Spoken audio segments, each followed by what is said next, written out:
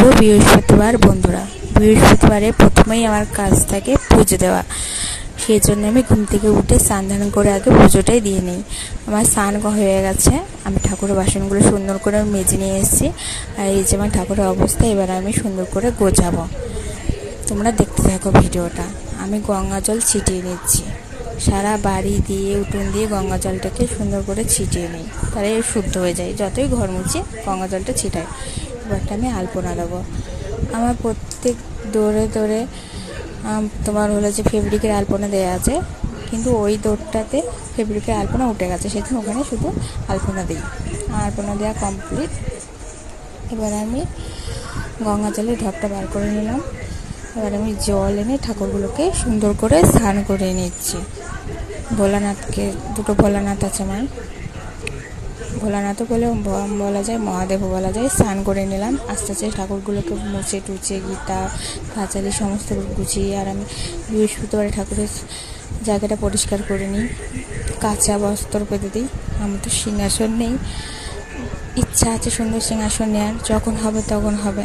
আর এখন ঠাকুরকে আমি সুন্দর করে এভাবেই গুছিয়ে গাছিয়ে রাখি, এর উপরে তাকে ইচ্ছা আছে ভালো সিংহাসন নেই।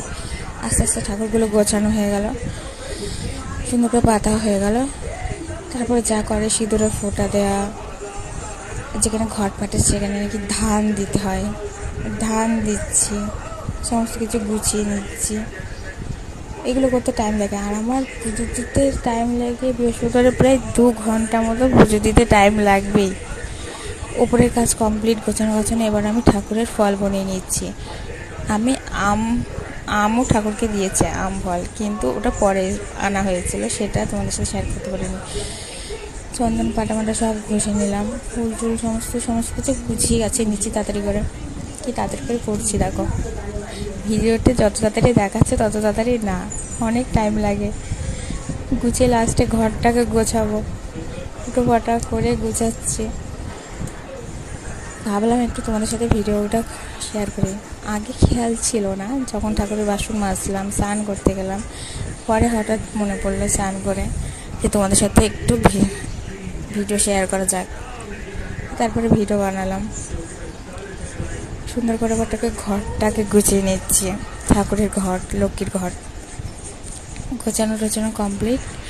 এবার আমার ঘর পাতা হয়ে গেছে, ঠাকুরকে ভোগ দিয়ে দিচ্ছি, যেরকম আমি পেরেছি সেরকম ভোগে দিয়েছি। এবার আস্তে আস্তে ধুনো ধরাচ্ছি, ধূপকাঠি প্রদীপটা আমি আগে জ্বালিয়ে নিয়েছি। এবারটা ফুল যা ছিল সব দিয়ে দিলাম। আমার শাশুড়ি মা অনেক ফুল